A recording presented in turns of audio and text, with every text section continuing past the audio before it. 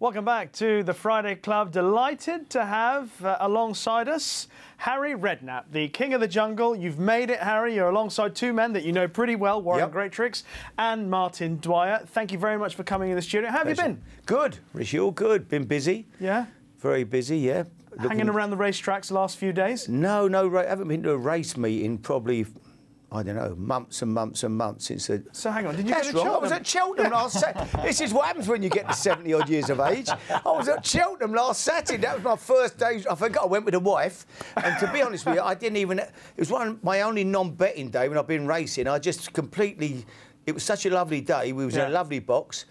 Really, every time I went to have a bet, they was off. Someone was talking to me. I forgot I was even at the races. But that was my first racing for a long, long time. But I was due at Wincanton yesterday. Right. I was supposed to have had a runner yesterday. But with Ben Pauling called Shake 'em Up, Harry. But the meeting was off, so it didn't run. I was going to run in a bumper yesterday. OK. But, promising? One to look out for? I don't know. It's never run. But... it wasn't cheap, that's for sure. I promise you. This one wasn't cheap. It was a lot of money, and but it's not bred to be a bumper winner, apparently. Chaser. It's bred that's what all the trainers say. We all know the stories. It's a 3-mile chaser, you know. But we'll wait and see. Well, breeding's not everything. No. Before you came on the show, we were chatting with Warren about how we all got into racing. Warren saying, you know, of course, his father was a farmer. Martin was saying that, what was it, your dad... He had his bike nicked outside the bookies. That's how he got into it. And my dad thought he was the Sheikh Mohammed of the Caribbean. Yeah. What about you? We've heard about, you know, your nan playing a significant role in your love of massive, racing. yeah. No, when I was at school, I'd come out my school dinner. My nan used to take the bets off all the old girls in the street. We had a bookmaker called Cyril the Paperboy. Yeah. He was 60-odd, but he was still called Cyril the Paperboy. And he would come round, Cyril would be out on, always had a shirt and tie, immaculate.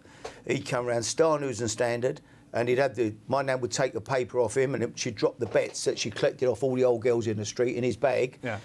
I used to come out to my school dinners at 12:30, and my nan would be getting in the back of a black Mariah about once every 6 weeks, taking it to Poplar Police Station. And she used to say to me, "Don't worry, boy, your dinner's in the oven. These, I can't tell you what she called them, won't keep me long."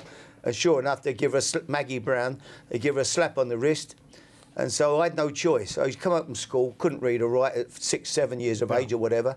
And she kept give me the paper, pick 3 out, I put the pen, 1 out of that race, I picked, and that was her bet for the day. 3 tuppeny doubles and a tuppeny treble. Tremendous. So I had no choice but to get interested in horse racing. Do you know what? I talked to mentioned this to all three of you because often racing talks about attracting young racegoers to the sport. But I often think if you listen to all the stories about, you know, you mentioned your dad, Martin, you mentioned your dad, Harry, you mentioned your nan, me, myself, my old man.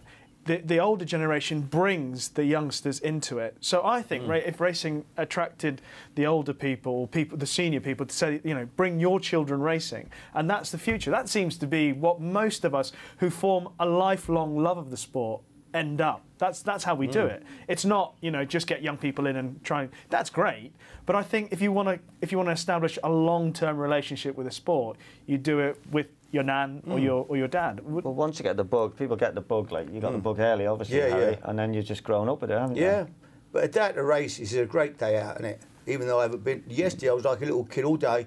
The night before I'm looking at the weather forecast. I want to go to Wincanton, and I'm really looking forward to a day at Wincanton and all the old farmer boys down there. Nice cup of tea, and I have a chat with them all. Yeah. Watch my horse run. I thought, what a great day out, you know. Unfortunately, it was off, but it's a great day when you go racing. Flat racing, jump racing.